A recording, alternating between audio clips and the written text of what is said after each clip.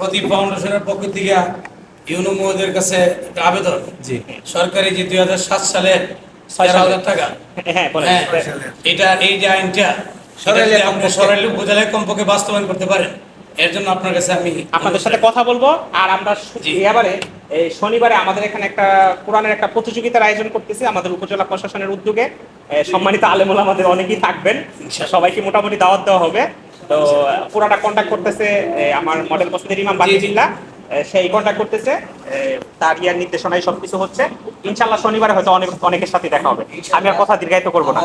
আর হুজুর তারা বলছে হ্যাঁ বলছে আমাদের শরীরে অনেক মসজিদ এখনো আছে 4,000 এটা হবে না, এটা আমি বলে দিলাম। অধিকাংশ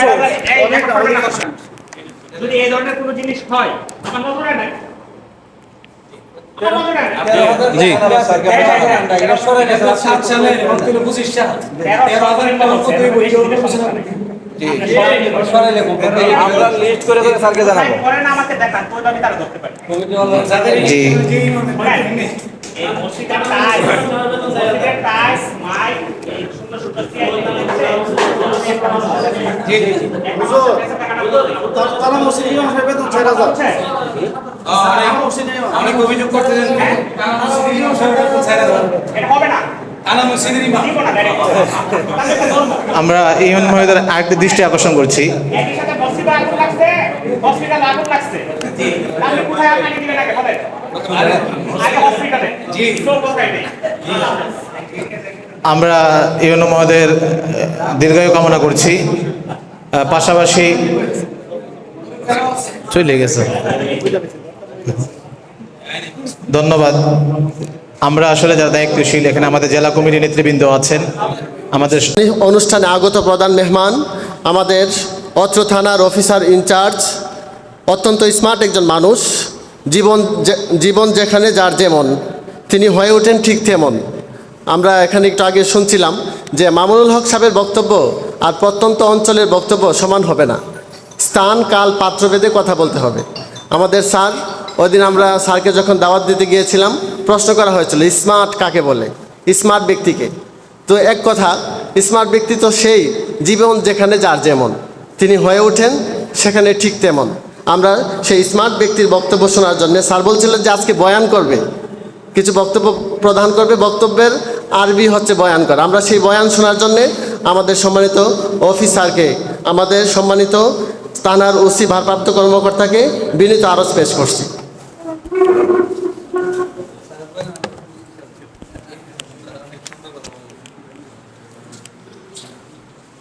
শানে শাহবাজ জাতীয় কতিব ফাউন্ডেশনে আমি অ্যাড্রেস না করি নাকি, সময় তাহলে একটু বেশি পাওয়া যাবে। আমার সব পরিচিত ইমাম সাহেবরা, এখন অ্যাড্রেস না করি আপনাদেরকে আপনাদের লোক হয়ে কথাগুলো বলি। আসলে আমি সুন্দর বক্তৃতা জানি না, তারপরেও আপনাদের মাঝে আমি খুব প্রাউড ফিল করতেছি, এতগুলো আল্লাহর প্রিয় বান্দাদেরকে পাইছি। আমিও একজন যেন আপনাদের আপনাদের আল্লাহর যে আদরে আদরিত হতে পারি। আমরা তো কাজ সবসময় যে কাজটা করি চ্যালেঞ্জিং কাজ, অনেক সময় আমরা নিজেও সন্তুষ্ট হতে পারি না। যখন নিজে সন্তুষ্ট হতে পারবো তখনই মনে করি আল্লাহর কাছে দোষী। তা আসলে এই যে যাদের যেটা আজকে অনুষ্ঠানটা, আমার মনে হয় ইমাম খতিবদের যে অনুষ্ঠান, ইমাম খতিবদের যে বর্তমান সমাজের যে অবস্থা এবং আমাদের পুলিশের আবহাওয়ার অবস্থা একই, দীর্ঘদিন যাবৎ অবস্থা একই। আমরা কারো প্রিয় পাত্র হতে পারি না। বিশেষ করে প্রথম কারণ হচ্ছে আমার মনে হয় ইমাম খতিবদের বেতনটাই, এই যে ওনার কথাগুলো বলতে হবে অপ্রিয় সত্যি কথা। কারণ আমার কাজটা হচ্ছে অপ্রিয় কাজ, আমাদের কাজটা হলো অপ্রিয় কাজ। দেখবেন সমাজের সবচেয়ে ঘুষখোর হলো পুলিশ। কেন? আমাদের সবচেয়ে অপ্রিয় কাজ। এমন এক লোককে কোর্টে নিয়ে গেলাম, অর্থাৎ তাকে মামলার মুখোমুখি করলাম, সে বললো আমি টাকা দিতে পারি নাই, সেজন্য কোর্ট তারা আমাকে কী করলো, তা আমাকে ধরে নিয়ে গেল। আবার যদি ছেড়ে দিই, সে তার কোন বিরুদ্ধে কিছু নেই, যে মামলা করলো সে বললো যে আমি টাকা দিতে পারি না, এই জন্য ছেড়ে দিল। তো একই রকম এই যে ইমাম সাহেবদের কাজ হলো যারা সুদখোর ঘুষখোর বলেন বা যারা সমাজ অপরাধী বলেন তাদের বিরুদ্ধে বলা। তো এটা সৎ সাহস থাকতো যদি ইমাম খতিবদের যদি বেতনটা বৃদ্ধি করা হয়।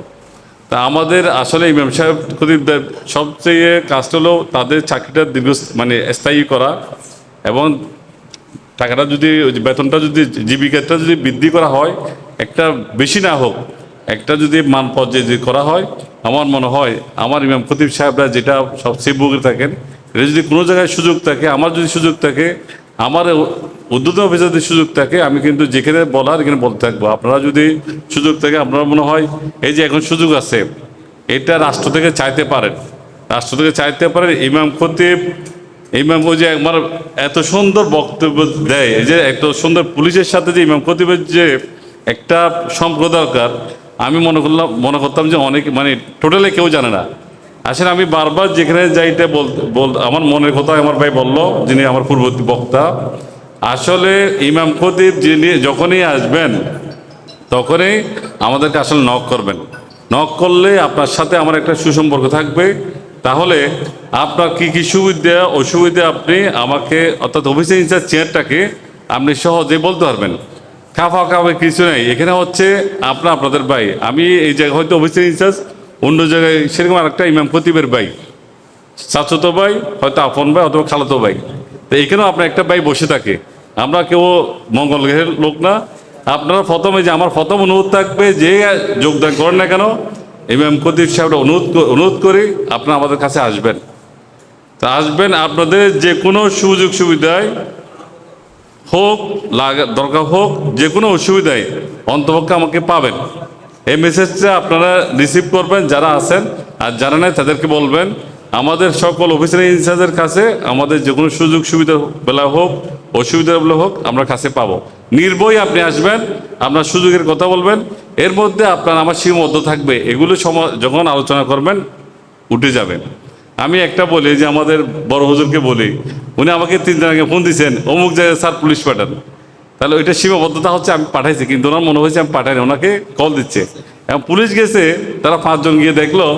আমি যে আমার থানায় দেখেন একটা জিনিস, আপনারা না যাওয়াতে, উনিও আমাদের সাথে না থাকাতে কি হয়, কোনো একটা বড় ধরনের মামলা রাখছে, ওখানে হচ্ছে মামলা এমন মামলা রাখছে, এখানে হচ্ছে 500 নহলে 500 1000 অথবা 2000 4000। 2000 4000 ওদের কাছে সবার কাছে ঠেডার কংক্রিট, কি কংক্রিট। লোক গেছে কত, আমি সারাদিন বললাম 5 জন, প্রথম টিভি গেলাম 5 জন, প্রথম স্টার্টে। কিন্তু আপনি বিশ্বাস করেন আর নাই করেন, প্রত্যেকের জীবন আছে, সবাই মনে করে আমাদের জীবন নাই। আমরা কিন্তু কাজ করব আমাদের সেফটি থেকে। আপনি সেফটি ছাড়া যাবেন কোথাও?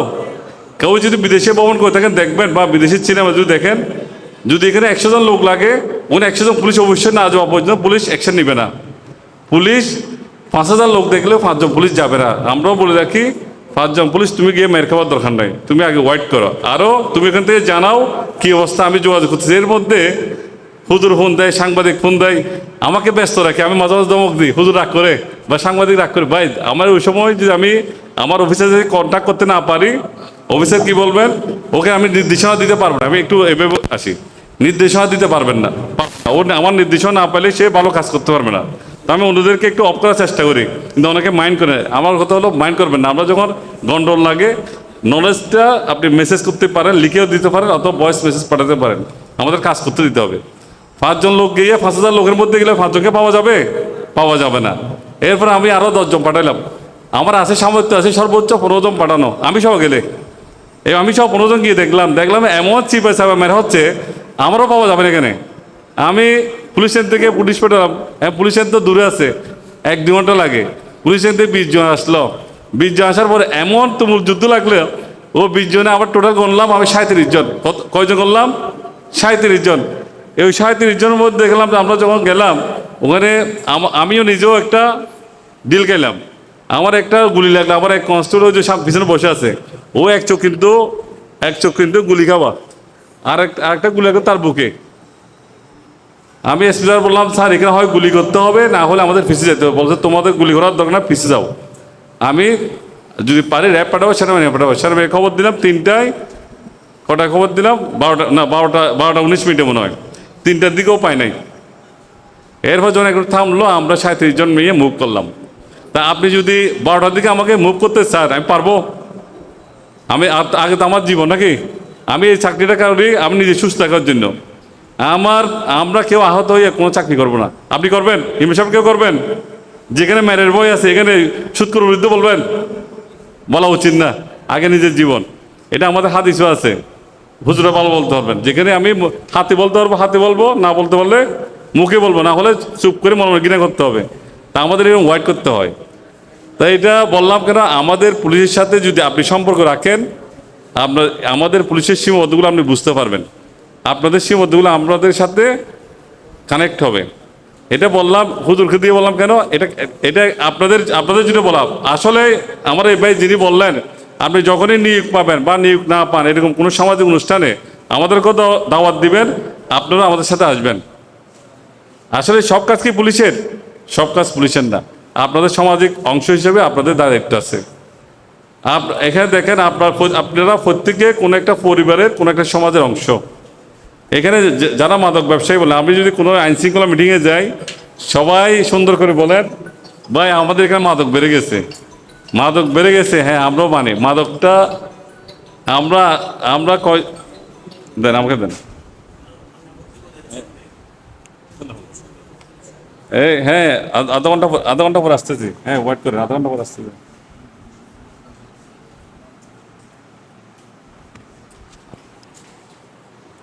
যে আমাদের সীমাবদ্ধতা একটু বলি, না হলে বুঝতে পারবেন না। আপনার এখানে আমাদের গাড়ি রাখবে, আমাদের অফিসার আছে 22 জন। কয়জন? 22 জন।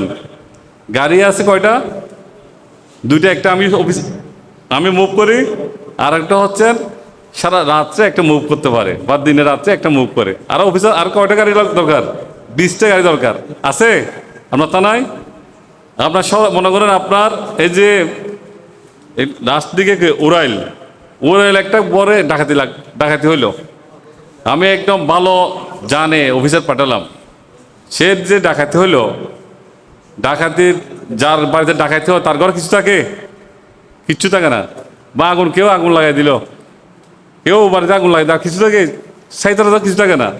এখানে এই যে পুলিশ অফিসারটা যাবে উড়াইলে 3 জন কনস্টেবল নিয়ে, এই গাড়ি ভাড়া কে দিবে? কোনো সরকারি বরাদ্দ নাই, আছে? নাই। এই যে আপনার এলাকায় রোড কয়টা হিসেব করেন? আপনার এলাকায় রোড আছে 10 থেকে 12টা, যদি কম হয় 6টা আছে। আমরা প্রতিদিন 6টা গাড়ি ধরি, খাদ্য ধরি। এগুলো পাহারা দিই বড় লোকের ধন সম্পদ, গাড়ি ধরি গরিবের। গাড়ি ধরি কার? সিএনজি। পাহারা দিই কার? বড় লোকের ধন সম্পদ। এবং জীবন কার বেশি, মানে যার জীবন বিপন্ন কার?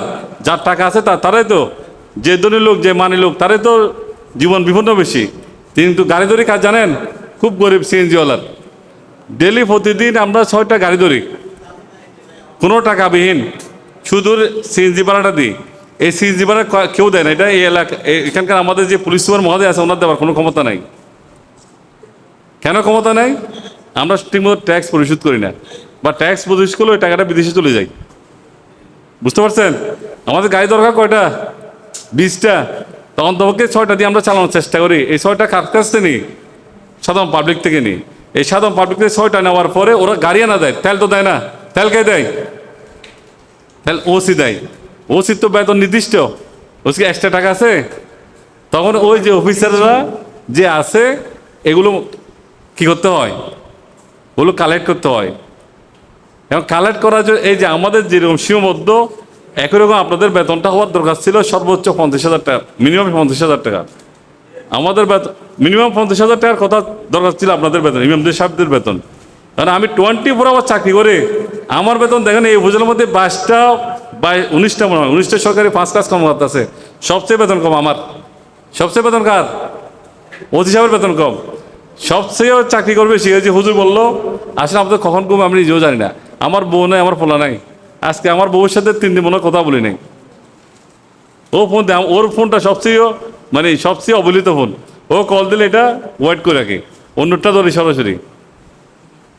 আমার ওয়াইফারটা ধরি একদম সবচেয়ে কম। এখানে আমার ফোনে যতগুলো কল আসে, সবচেয়ে দুর্বল কল কারটা জানেন? আমার ফ্যামিলির কল। অথচ সবচেয়ে বেশি কল দরকার ছিল ওরটা। রাত দিন 24 ঘন্টা মানুষের ধরি, কিন্তু আমার ওয়াইফারটা ধরি না।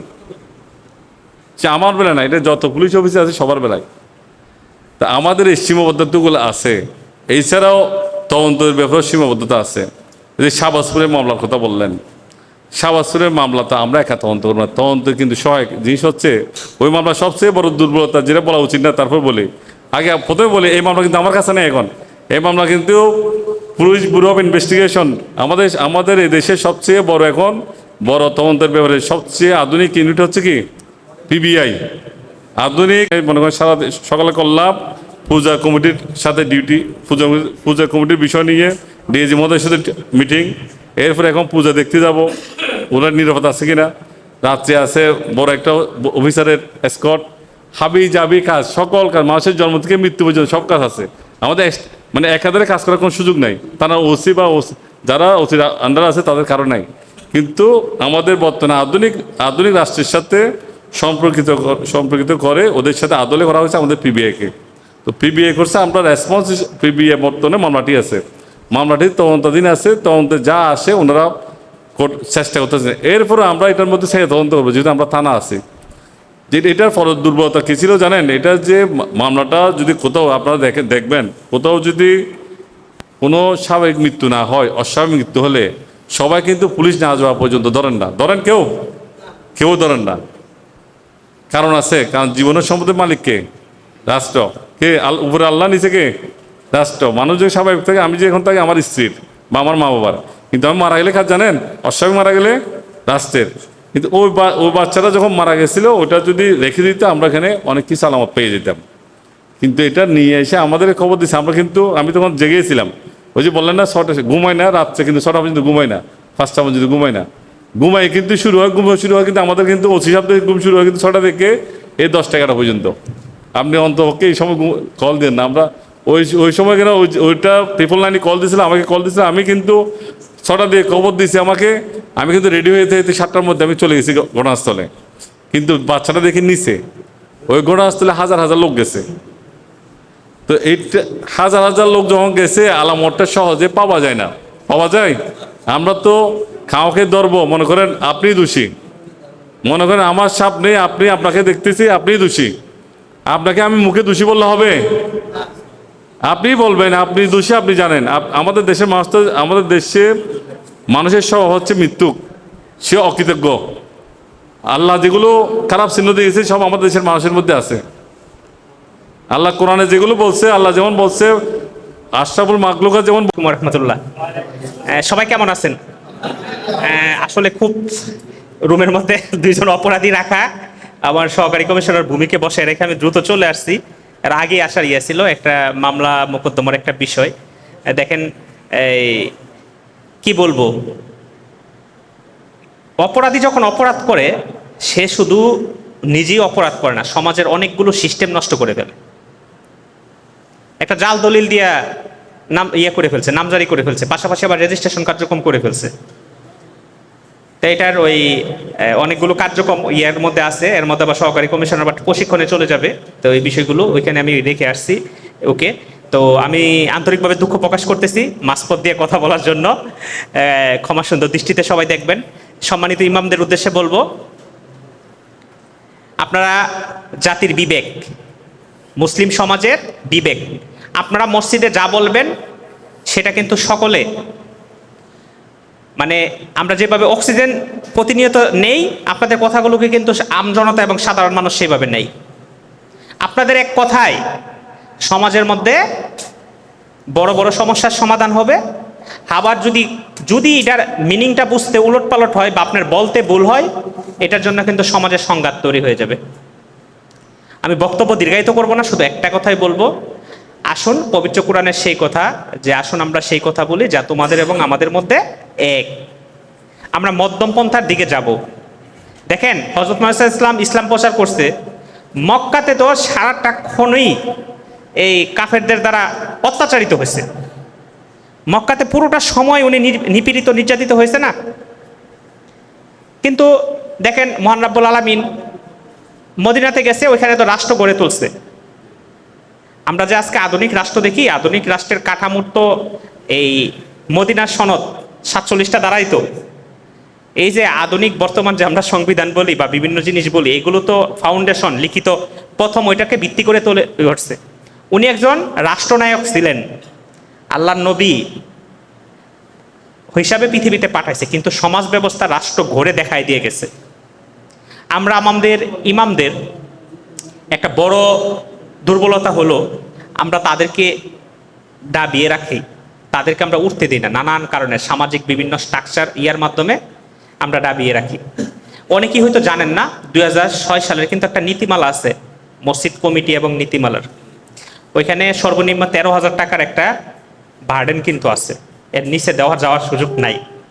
তা আমার ওই মডেল মসজিদের ইমাম সাহেব নাই, থাকলে ওর কাছে আমি দিয়ে দিব না, বাকি বিল্লার কাছে। এটা আপনাদের সবার কাছে থাকা উচিত। এখানে বলা আছে কার দায়িত্ব কি হবে, কে কি করবে না করবে। এটা তো গভর্নমেন্টের আদেশ, নীতিমালা গভর্নমেন্টের আদেশ, এটা মানতে হবে।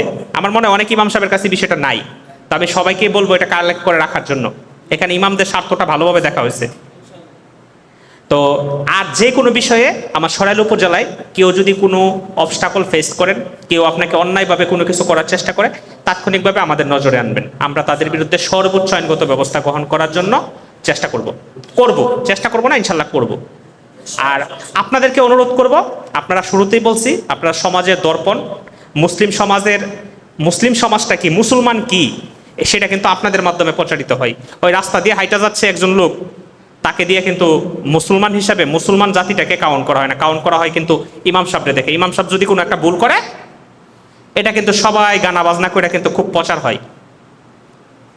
ইমাম সাহেবের পাঞ্জাবিটা যেমন সাদা থাকে, তার মনটা সমপরিমাণ সাদা থাকতে হবে, মনটা সমপরিমাণ সাদা থাকতে হবে। আমরা বিভিন্ন জায়গা থেকে কিন্তু আমাদের কাছে অভিযোগ আসে, সবগুলো যে ভিত্তিহীন বিষয়টা কিন্তু তা না। কিছুদিন আগে কালিকচ্ছে একটা জঞ্জাল, তারপরে নোয়াগাঁও একটা ঝামেলা, এই বিষয়গুলো আমাদের আলেম সমাজ অনেকেই অবগত, আমরা কিন্তু এগুলো ফেস করতে হয়। প্লিজ আপনাদের কাছে অনুরোধ, আপনারা আপনাদের মাধ্যমে আমাদের এই ধর্মটা অন্য ধর্মের কাছে না, শুধু অন্য মেন্টালিটি, অন্য ধারণ ক্ষমতা যারা কিনা সুযোগ পেলেই এই ইসলামের সমালোচনা করার চেষ্টা করে, ওনারা কিন্তু এইগুলোকে লুফে নেয়। তা আপনারা এমন কিছু করা যাবে না যেটার জন্য কিনা আপনার জন্য আমার পুরো ধর্মটাকে নিয়ে কেউ কথা বলার সুযোগ পায়। কথাটা আমি আবার রিপিট করে বলতেছি, আপনার আচরণের জন্য, আপনার ব্যক্তি একক আচরণের জন্য যেন আমার পুরো ইসলাম ধর্মকে নিয়ে অন্য কেউ কথা বলতে না পারে। আপনার ব্যক্তির দায় আপনার একা, কিন্তু আপনার জন্য পুরো ধর্ম আপনি বিতর্কিত করতে পারেন না, ছোট করতে পারেন না। ভাষাটা কঠোর হলো, উপজেলা নির্বাহী অফিসার হিসাবে আমি কথাটা বললাম, আপনারা সকলে এটা মাথায় রাখবেন, তাহলে আমাদের অনেক সমস্যার এবং জঞ্জাল থেকে আমরা রেহাই পাবো। আর বিভিন্ন যে মসজিদের যে কমিটিগুলো 13 সদস্য বিশিষ্ট কমিটি হবে, যেখানে করা আছে কমিটির মেয়াদ 3 বছর। নীতিমালাটা আপনাদের কাছে গেলেই আপনারা জিনিসগুলো, কারণ যদি আইনের প্রসিডিউরের মধ্যে থাকেনি, অনেক জিনিস কিন্তু আমাদের জন্য কল্যাণকর হয়, ভালো হয়। তো সবাইকে ধন্যবাদ, সবাই আমার জন্য দোয়া করবেন। আসসালামু আলাইকুম রহমতুল্লাহ। আমাদের একটা চাওয়া আছে আপনাদের কাছে। বলেন, চাওয়াটা বলেন।